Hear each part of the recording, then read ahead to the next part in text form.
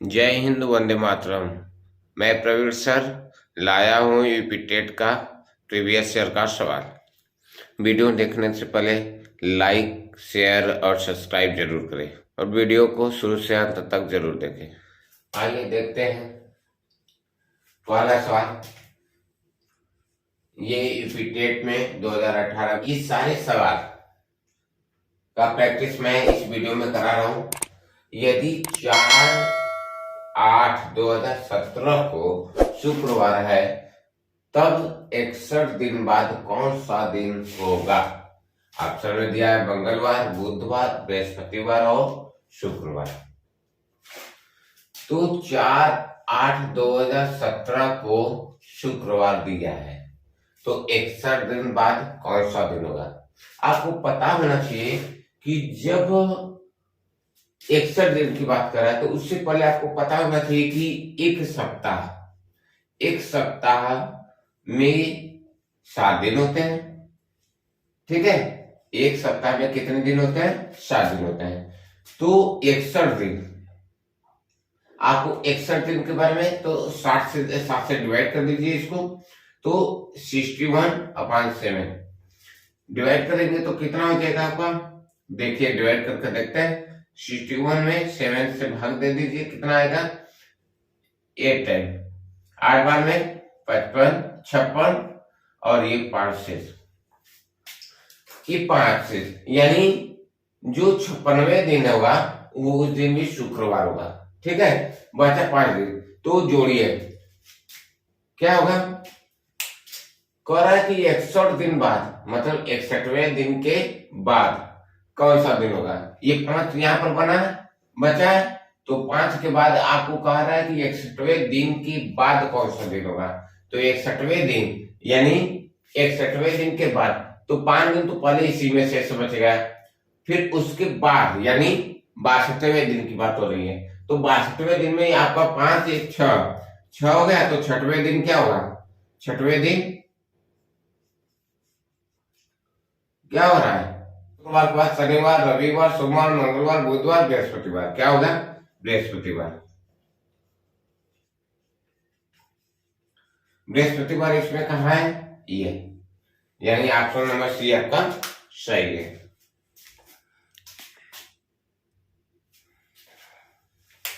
देखिए दूसरा सवाल। दिए गए चित्र में ए बी समांतर है सी डी, तब बी, ये ए बी से कर लीजिए, ये सी डी। ठीक है, ए बी समांतर है सी डी, तब Y degree minus X degree का मान क्या हुआ?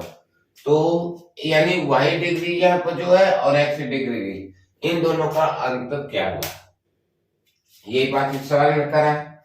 तो देखिए, आपको पता होना चाहिए कि किसी भी कोई भी समांतर रेखा होगी, दो समांतर रेखा को अगर कोई रेखा क्रॉस करती है, काटती है या प्रतिच्छेदित करती है, तो उनके संगत कोण समान होते हैं।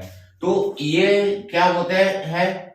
10 है, 110 है, तो इसका संगत कोण ये है, 110 का संगत कोण यह है आपका सीडी में। तो आपको पता है कि यह भी 110 होगा। जब संगत कोण होगा तो दोनों बराबर होंगे। तब थोड़ा देर के लिए देख लीजिए, एक सीधी रेखा जो होती है 180 डिग्री का तो एंगल बनाती है, 180 डिग्री। इसमें अगर हम ये काट देते हैं तो ये कितने का? 110 अंश का। तो ये बचा कितने का? कितने अंश? 110, ये तो ये 70 बचा। ठीक है, यानी y बराबर 70 डिग्री हो गया ना। अब इसी प्रकार 120, इसका संगत कोण यह होगा इसके अनुसार, तो ये 120 तो ये भी 120, यानी ये सीधी रेखा जो होती है वो कितने अंश का कोण बनाती है? 180 अंश का। जब ये 120 अंश है तो बचा हुआ जो एंगल होगा वो कितने का? 60 अंश। तो यानी x डिग्री बराबर 60 अंश। ठीक है, तो आपको दिया है कि y degree minus x degree, तो y डिग्री क्या है? 70 माइनस 60 डिग्री इक्वल 10 डिग्री, तो 10 डिग्री ऑप्शन नंबर 1। ठीक है, यदि किसी दुकानदार को एक वस्तु को 390 रुपए में बेचने पर 20% का लाभ होता है, तो वस्तु का क्रय मूल्य क्या होगा? ठीक है, आपको वस्तु का जो क्रय मूल्य, खरीदा गया मूल्य, वो पता नहीं है, उसको माना x। ठीक है, x रुपए में हमने किसी वस्तु का को खरीदा है, इसका पर है 20%, तो x का 20% क्या होगा 20/100 यानी 1/5, यानी क्या हो जाएगा ये x/5, ये इसका 20% हो गया। तो आपको पता है विक्रय मूल्य बराबर क्रय मूल्य गुणे क्या है सॉरी क्रय मूल्य प्लस लाभ, ये आपको पता है लाभ। तो विक्रय मूल्य 390 बराबर क्रय मूल्य x प्लस x/5, तो इसको करोगे तो ये कितना हो जाएगा 390 बराबर एलसीएम 5, तो ये 5x प्लस 1x, तो ये कितना हो जाएगा आपका 390 यानी 390 में 6x/5, ये क्रॉस मल्टीप्लाई हो जाएगा, तो ये क्या है 390 गुणे 5/6 बराबर x, इसका इसमें क्रॉस करेंगे तो 65 टाइम 65 बार में 65 में 5 का गुणा कर देंगे तो 5 पंजा 25 के 5 5 छक्का 30 2 32 बराबर x, यानी 325 ऑप्शन में कहा है ये डी, ठीक है, तो डी ऑप्शन आपका सही हो जाएगा। ठीक,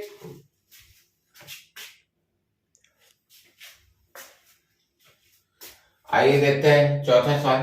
कह रहा है कि यदि किसी कस्बे की जनसंख्या 60,000 से बढ़कर 65,000 हो जाती है तो जनसंख्या में वृद्धि प्रतिशत में है, तो इसका वृद्धि कितना प्रतिशत की वृद्धि हुई है उसको प्रतिशत में आपको बताना है।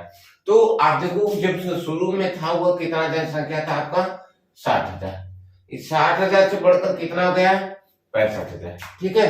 तो आप क्या करोगे पहले इन दोनों कितना जनसंख्या बढ़ा 5,000, कितना बढ़ा जनसंख्या 5,000 बटे अब कितना मतलब प्रारंभ में कितना जनसंख्या था 60,000 बटे 60,000, प्रतिशत में करना तो गुणे 100 कर दीजिए, ठीक है। तो देखिए 1 2 1 2 2 लड्डू यहां से काट लीजिए, ठीक है। अभी कितना हो गया आपका 50/6, इसको 2 से काट दीजिए तो 25/3, 3 का भाग 2, तो ये क्या होगा 8 बार में 1 शेष बचा 3, यानी 8 से ये 1/3% आएगा, ठीक है। तो इसका जो मतलब कितना प्रतिशत की वृद्धि, तो यहाँ पे लिख लेंगे वृद्धि प्रतिशत में, ठीक है। कितने परसेंट की वृद्धि हुई है 8 से 1/3 की, 8 से 1/3 ऑप्शन नंबर बी ये सही, ठीक है। देखिए अगला सवाल, 40 व्यक्ति 30 दिनों में 200 किग्रा चावल खाते हैं, कितने दिनों में 30 व्यक्ति 500 किग्रा चावल खाएंगे। तो देखिए 40 व्यक्ति है, ठीक है, वह एक्स मतलब 40 व्यक्ति समानुपात है एक्स व्यक्ति, यानी 40 व्यक्ति कितना है 200 किग्रा चावल खा रहे हैं, और जो ये 500 किग्रा चावल कितने दिनों में खाएंगे।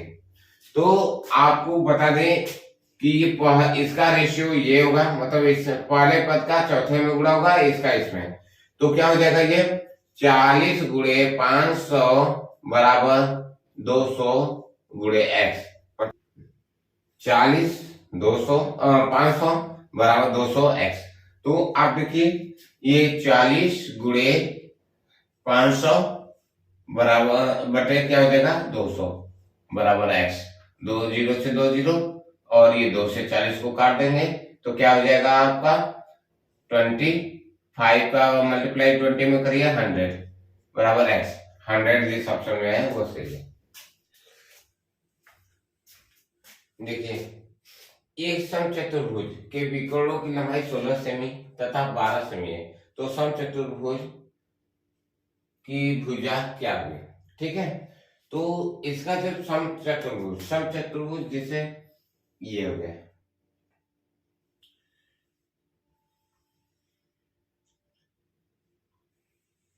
ये ठीक है, इनके ये विकर्ण अगर आपके 16 सेमी है और ये विकर्ण आपका 12 सेमी है, ठीक है, ये 12 सेमी है, तो ये जब विकर्ण एक दूसरे को क्रॉस करेगा तो दो भागों में, बराबर दो भागों में, तो यानी ये 8 सेमी हो जाएगा, ये भी 8 सेमी, और ये 6 सेमी, और ये भी 6 सेमी। ठीक है, तो अब देखिए, अब इस त्रिभुज के अनुसार इसका हम तीसरी भुजा, यानी दो भुजा, ये आपको पता है, ये पता है, ये पता, ये आपको निकालना है, तो ये आपका कर्ण हो जाता है। क्या हो जाता है? कर्ण। तो आपको पाइथागोरस प्रमेय के अनुसार कर्ण बराबर क्या पढ़ा है आपने? कर्ण बराबर लंब गुणे आधार। ठीक है, ये लंब, सॉरी, कर्ण बराबर क्या आता है? लंब का स्क्वायर करणी में प्लस आधार का स्क्वायर। ठीक है, तो क्या हो जाएगा आपका यहाँ पर? लंब कितना मान ले, कितना है? तो इस पर देखिए, ये लंब यही है, यानी लंब मान लीजिए आप 6 का स्क्वायर प्लस आधार कितना मान लीजिए, आधार 8 का स्क्वायर। तो ये क्या होगा? 6 का स्क्वायर 36 और 8 का स्क्वायर 64। तो जो जोड़ेंगे तो ये कितना हो जाएगा? 100। तो 100 जी किसका वर्ग है बताइए? 100 10 का वर्ग है। तो 10 ऑप्शन में है कहीं? ये ऑप्शन नंबर डी, ये ऑप्शन सही हो जाएगा।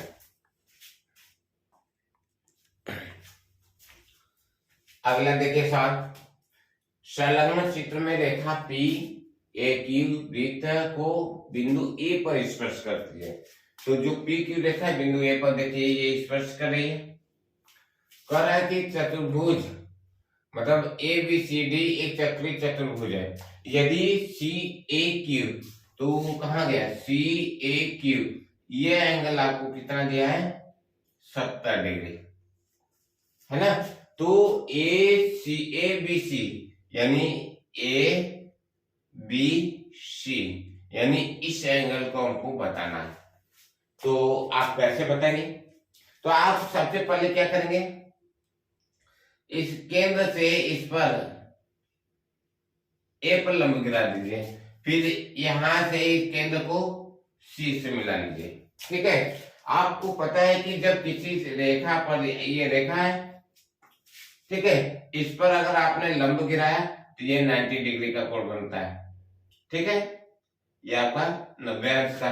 तो इसमें से अगर एक रेखा ये कट गया है और कह रहा है कि ये 70 अंश का है, तो ये एंगल कितने का बचेगा? ये बचेगा आपका 20 बचा कि नहीं? बचा ना? तो इसका मतलब इसके त्रिभुज ओ ए सी बराबर 20 डिग्री, यानी 20 अंश, यानी ये एंगल आपको पता हो गया 20 अंश। जब ये एंगल 20 होगा तो ये भी एंगल 20 होगा, क्योंकि केंद्र से ये दोनों क्या त्रिज्या है, तो ये दोनों त्रिज्या होगी, तो त्रिज्या द्वारा बने हुए कोण क्या होते हैं? आपस में बराबर होते हैं। तो इसका मान निकल जाएगा आपको। देखिए, त्रिभुज के तीनों कोणों का योगफल कितना होता है? 180 अंश होता है। तो कोण O प्लस कोण A प्लस कोण C बराबर 180 अंश। तो कितना है?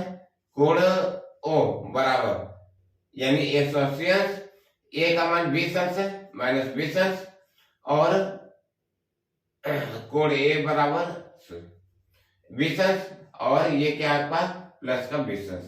ठीक है, तो 180 अंश में से माइनस 40 अंश घटा देंगे, 140 अंश, यानी इसकी वैल्यू कितना हो गई? 140 अंश। ठीक है, आपको अब इसके बाद इसका मान निकाल लीजिए। आप देखिए 140 अंश जो होगा, जिसका मान जो होगा, इसका जो केंद्र O है इसका आधा होता है। ये 140 है तो ये 70 अंश हो जाएगा, होगा। तो अब देखिए ये चक्रीय चतुर्भुज है, क्या? A B C D. चक्रीय चतुर्भुज में आमने सामने का कोणों का योगफल जो होता है 180 अंश होता है। तो कोण D प्लस कोण B बराबर कितना होता है? 180 अंश। तो आपको पता है कोण D पता है, कोण B बराबर आपको 180 अंश माइनस 70 अंश बराबर 110 अंश। 110 अंश जो ऑप्शन में कहा है देखिए 110, ऑप्शन नंबर सी आपका सही। ठीक,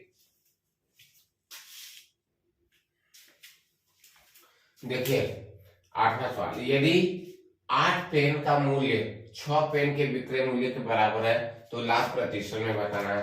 आपका 8 पेन जो है वह 6 पेन के बराबर बिक जा रहा है। ठीक है, तो इन दोनों मतलब कितने पेन की का मतलब बचा लाभ हुआ, ये 2 पेन। 2 पेन का जो सेलिंग होगी वह क्या होगा, हमको फायदा होगा। तो ठीक है, तो 2 और बटे कितने पेन बेचने पर 6 इंटू 100, प्रतिशत की बात करती है तो 100 की बात करते हैं, तो इसको क्या करते हैं, सरल कर लेते हैं। तो ये 3 बार, अब 100 में 3 का भाग दे देते हैं तो 33 सही 1/3 आएगा। तो 33 सही 1/3% कहां पर है, ये छूटा, तो ये आपका ऑप्शन नंबर 3, 33 सही 1/3। ठीक है,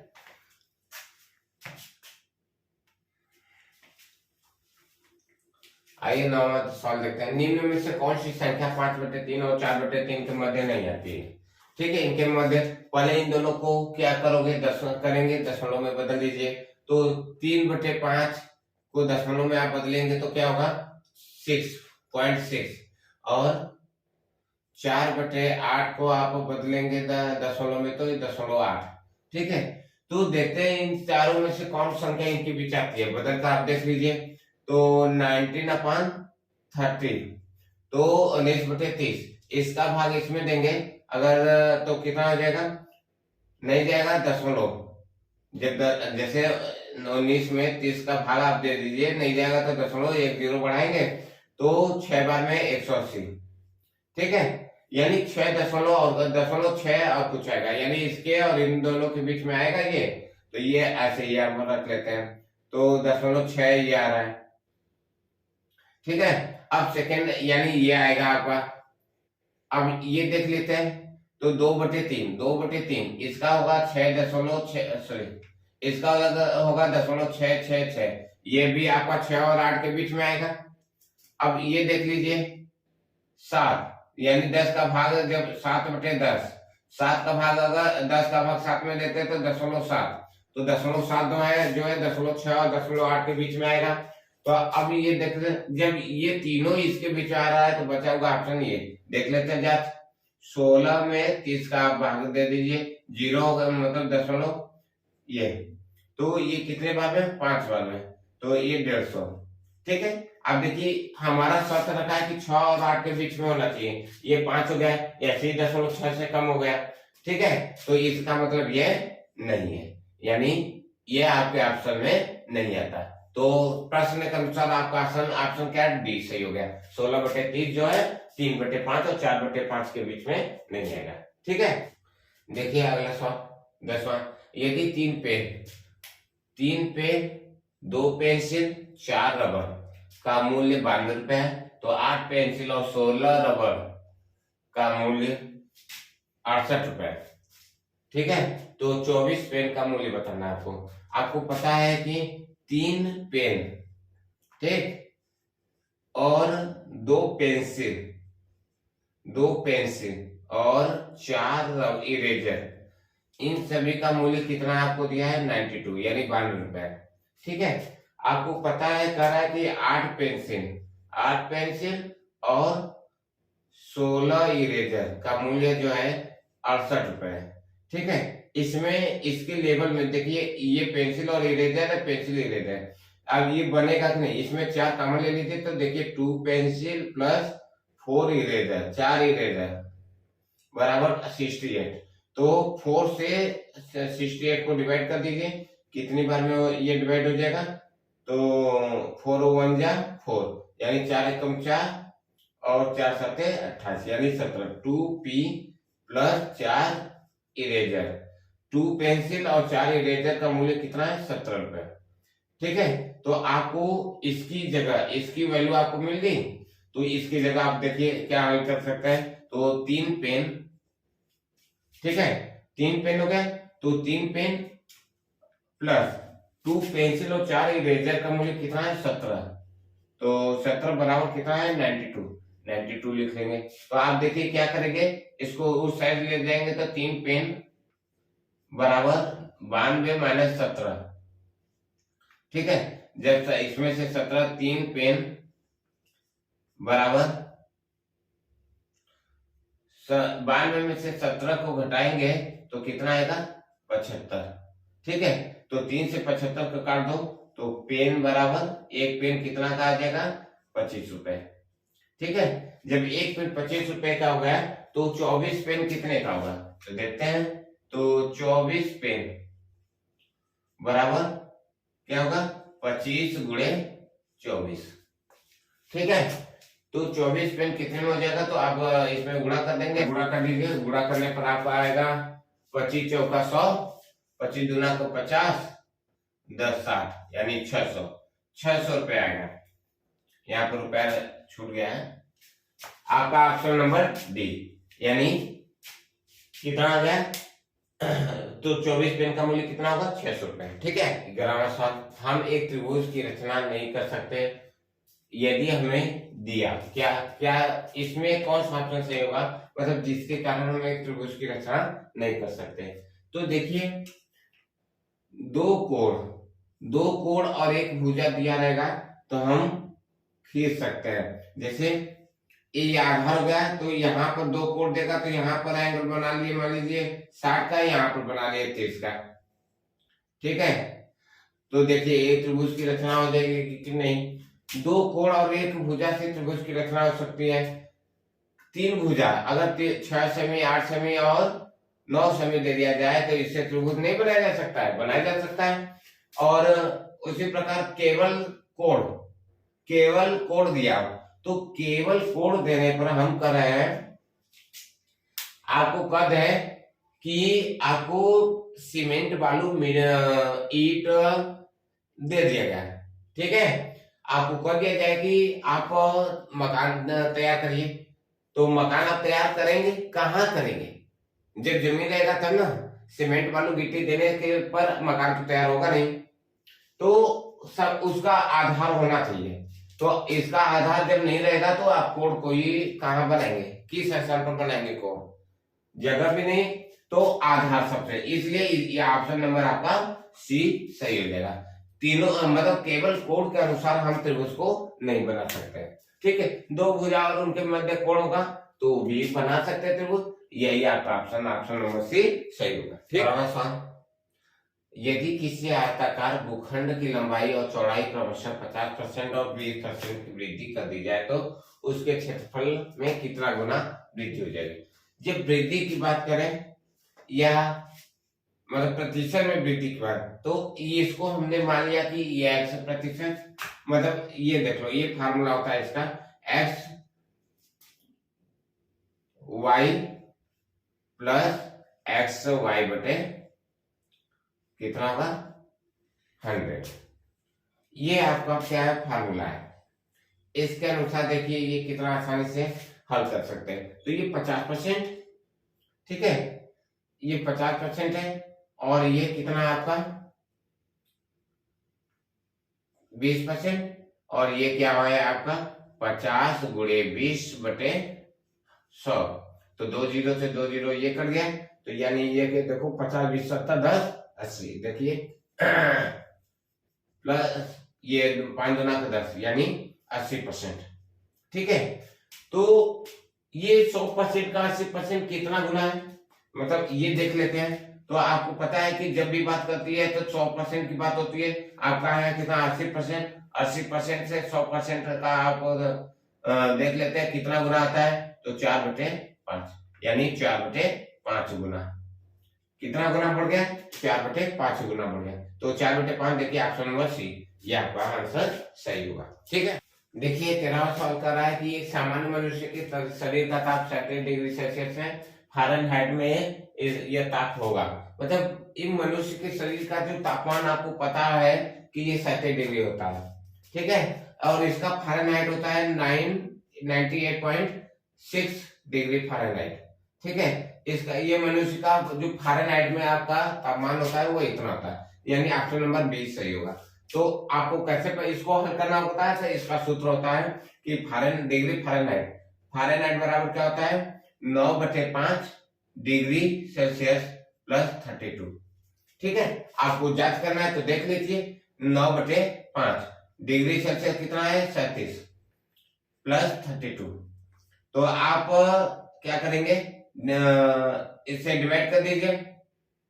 डिवाइड करना है तो कितना हो जाएगा 7.5 और 5, तो 9 का गुणा 7.5 में करिए तो 5 शून्य शून्य 9 5 45,